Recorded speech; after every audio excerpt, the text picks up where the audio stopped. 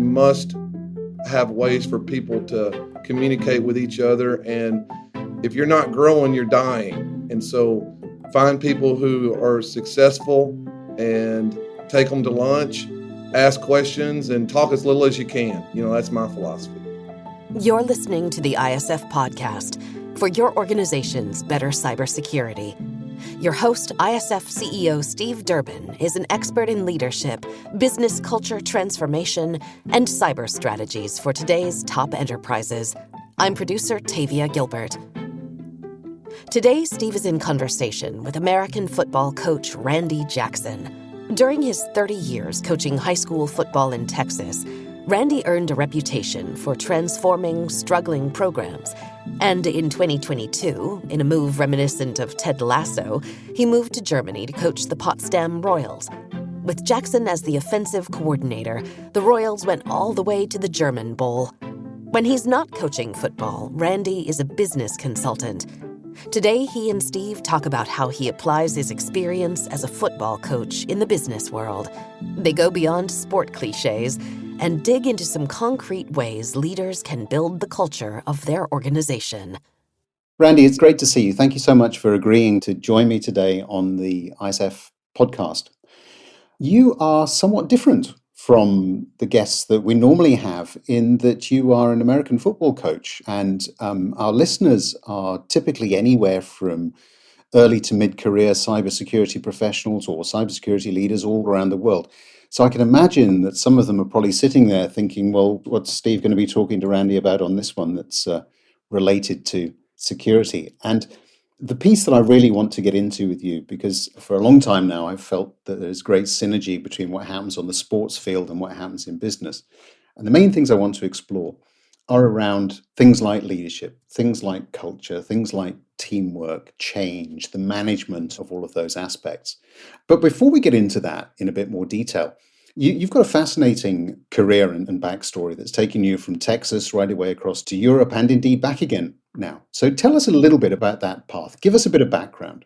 Okay. 56 years old and coached in America. All of our high schools have athletic teams. And so I was a high school American football coach for 31 years.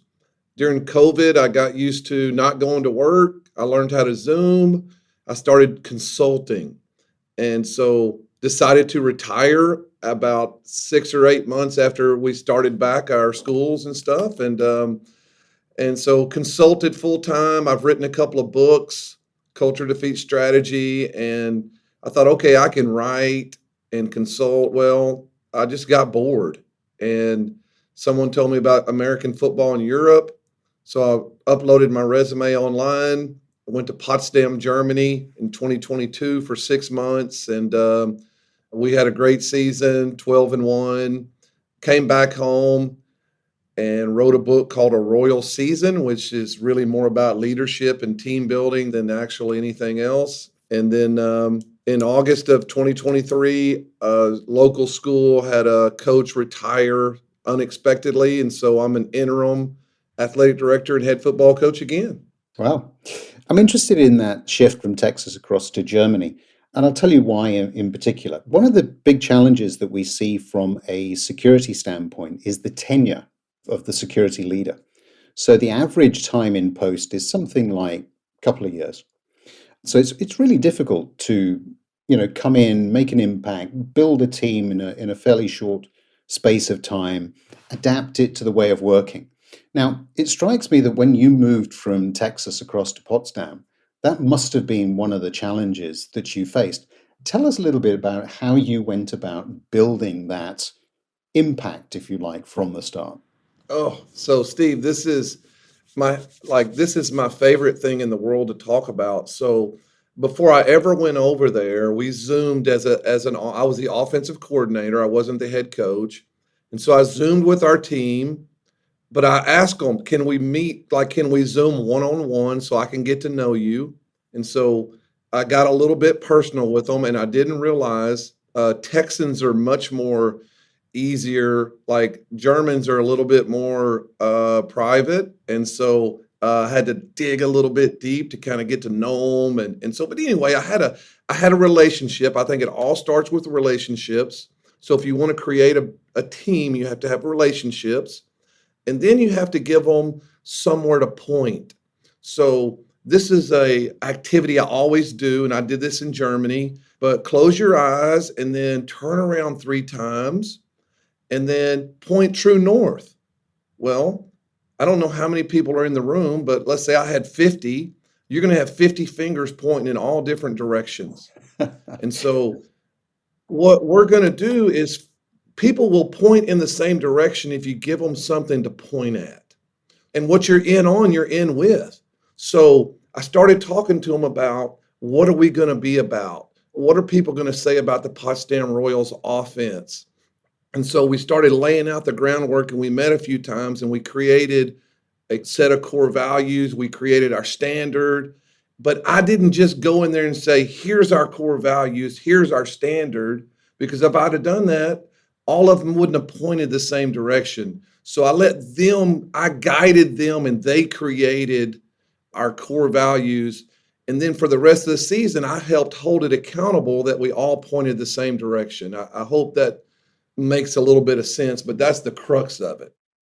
Yeah, I think it does. I mean, I think that the challenge for a lot of CISOs as they come into a new role is that business strategy has been set. Some of them may or may not be reporting through to the board, but they will all have teams who have different ways of working, of operating. So pulling things together, getting everybody aligned. And the point that I really like you make there is about the listening. It's about providing some of that structure, I guess, some of that framework within which people can operate. Did you face any challenges in actually getting that going, and not just in Germany, but in Texas in general? Because you made the point, it's high school coaching that you're doing now. My recollection of certainly the time when I was that age was that I probably wasn't the easiest person to manage and get to do things. So how do you cope with that? Because everyone's an individual, right? Yes. And with social media, there are more individuals, and we're all wired to see how many likes we can get and all those kind of things. And so creating a team now is harder than ever. I believe this in every fiber of my being. Every leader can have whatever he wants or she wants if you'll talk about it every day. So most high school coaches start practice, and they're on the athletic field, and then practice ends. I meet with my team every day before the beginning of practice, and I show PowerPoints, I show movie clips. Jesus taught in parables. I think the movie clip is the modern parable. And so this week, our theme is meritocracy, which is you get what you earn. And for most high school kids, they're used to getting things without really earning them, And so, but I'm going to talk about it every day before practice. And if you'll talk about it, you can achieve it. But you can't talk about it once a week. You must talk about it. So whatever you want, I think every leader should say, here are the 3 things I want. You got to talk about those 3 things every day. So reinforcement, basically, of common goals is what I'm hearing there. I'm intrigued as well about how you go about building your rosters. So, again, if I think about that in the business world, very often we will have different skill sets. We will need different skill sets. We may not have all of the ones that we need at that single point in time. It's very similar when you put a team out onto the field. So what sort of character traits do you look for in the team's leaders? Because they're the ones, once they're on the field, that are going to make the difference, right? So it isn't just the one leader. Everybody has a role to play. What are some of those traits? Well, I love these questions, by the way. I think there is so much correlation between a team, no matter what it is. But so for most people in 2023, the word leader is very intimidating. Right. Certainly is with high school students. So I talk to them about all of us do not have to be leaders for us to be successful, but we can all be encouragers. So encourager is way less intimidating. We use a term called mudita. Mudita is a Buddhist word that means extreme joy for someone else's success. And that is something that is not normal or natural in 2023. So again, so of the things I said, you can have anything you want if you'll talk about it every day. We talk about mudita every day, where we're happy for each other. So the first thing I'm trying to create are encouragers. And so step two is now identify, okay, who can go a bar above and become a leader. And for me, and I think, again, this is such a correlation, is I want to know who loves the game the most. So if I was running a security company, I would want to know who thinks about it when they go home at night, or who just, whenever they leave the facility, they don't think about it again until the next morning. So for me, it is, I want my assistant coaches who love it and can't live without it. And I want my leaders or my players who love it and can't live without it. And then, like every other thing, 80% can be encouragers. Attracting, recruiting, and retaining skilled employees is a challenge every security leader faces as they build a robust workforce. Building Tomorrow's Security Workforce, a briefing paper from the ISF, shares 4 strategic objectives to establish the foundation of a sustainable workforce, including how to develop a progressive culture. Download Building Tomorrow's Security Workforce today. We'll put a link in the show notes. Right. So it's about having that passion, isn't it? We've all got to have a passion for something. Very often, certainly in the security space, things will go wrong. We've got the playbooks, we'll have rehearsed, we'll have done everything that could possibly happen, but one day something is going to go wrong. It may be a breach, it may be something else. Again, not dissimilar to the football field. What sort of advice have you got for people listening to this, perhaps, who find themselves in that situation? Because it's a very frightening time, isn't it? You know, you've rehearsed something, you've practiced for it, and suddenly it doesn't work. It's gone wrong. How do you address that? The first thing we do is do an autopsy. So we're going to dissect what happened. And a lot of times in sports, coaches don't do this. So for me, in American football, we term an interception or a fumble or a sack as a disaster. So we label these disasters. Well, each week, we're going to figure out for every fumble that occurred, or every sack or every interception, we're going to do an autopsy on that play and figure out, was it coaching that caused this disaster? Or was it lack of talent? Or was it something else? But basically those are the two things. Was it my responsibility? Did I not coach it correctly? Or did our player, did he have a mental mistake? Or I guess there's 3 things: coaching, mental mistake, or lack of talent. Right. But you must autopsy it. And then the only other thing is, before, we like to do pre-event walkthroughs and we like to do post-event autopsies.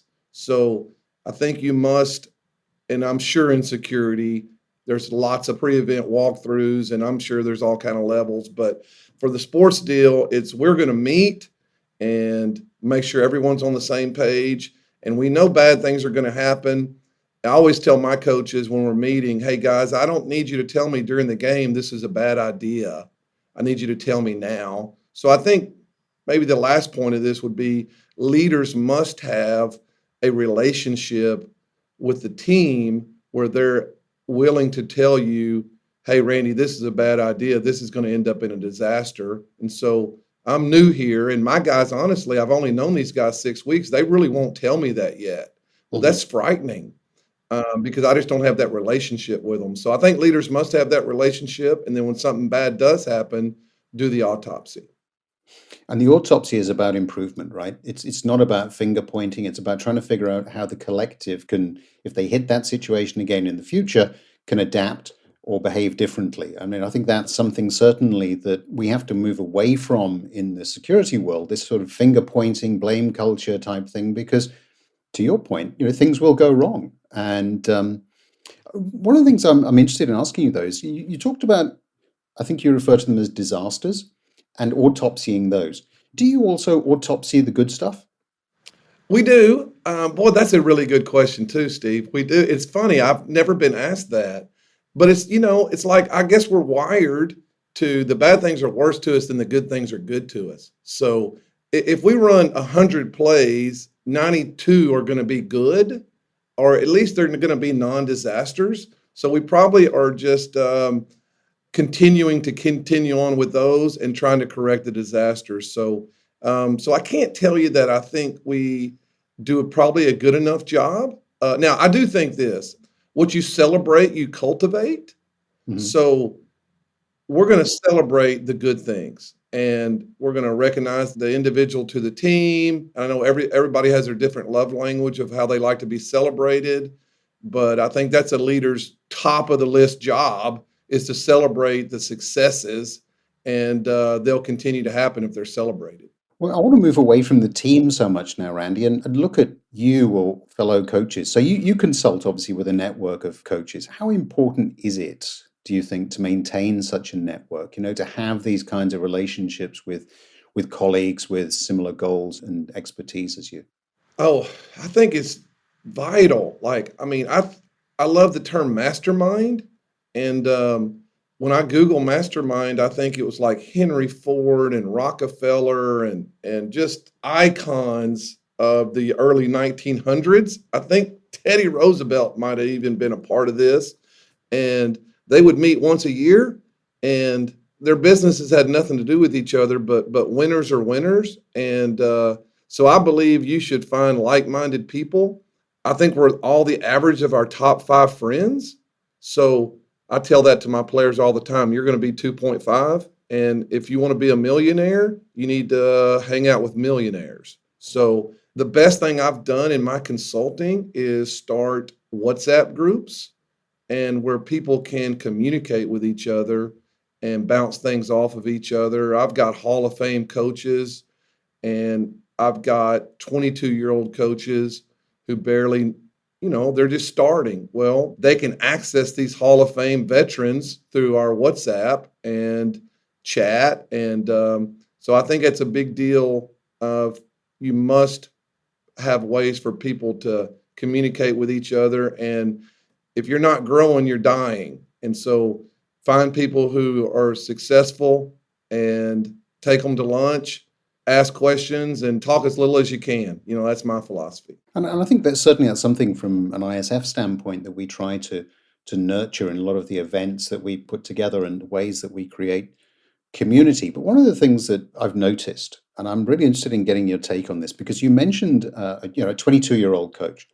One of the challenges that we see is that kind of age group perhaps is a little bit intimidated by, to use your terminology, Hall of Fame characters. And yes, we can sit here and say, well, the way to do it is to take them for lunch, talk to them, don't be afraid of it. Very easy for us to do. What are some tips that you would give to some of the younger guys who are listening to this and they're thinking, wow, I would really love to reach out to so and so, but I'm just intimidated. I don't know how to do it. I don't know how to start. Some tips on that. Okay, so one of my mentors is a 76-year-old sports psychology professor, and he told me this story, but he said he had a friend of his who wanted to be a basketball free throw expert.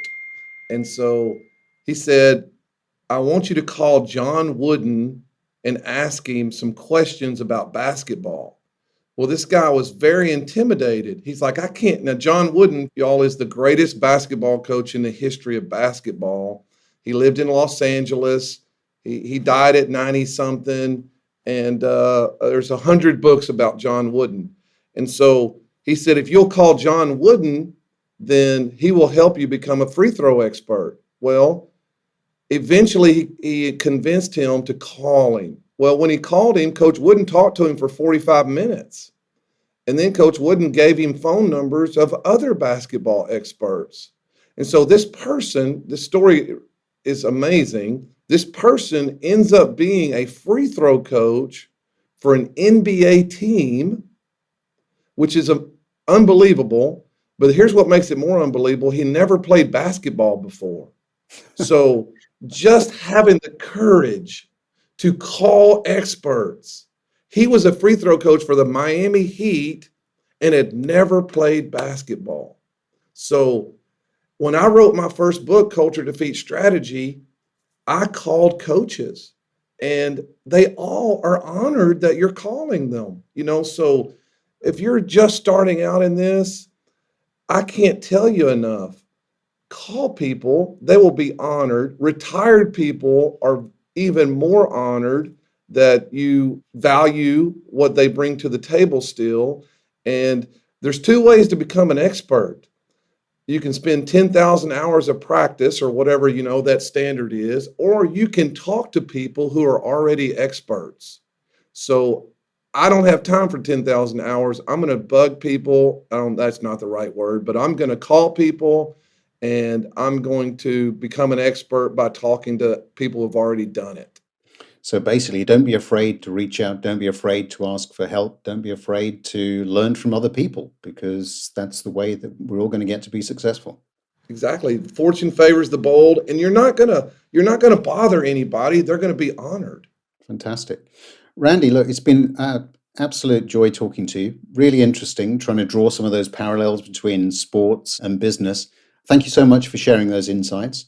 And best of luck at Greenville. Sure, you're going to have a great season. Thank you. If you found value in the conversation today between Coach Randy Jackson and Steve Durbin, please take a moment to give the ISF podcast a 5-star rating and share this episode. Get in touch with Steve directly at steve.durbin@securityforum.org or linkedin.com/in/Steve Durbin. Check out all our media and resources. All of it is there to support you at securityforum.org. Don't miss the ISF Analyst Insight podcast, sharing conversations with members about the real-world applications of ISF research. The ISF podcast is produced by Talkbox Productions and Tavia Gilbert. Thanks for listening.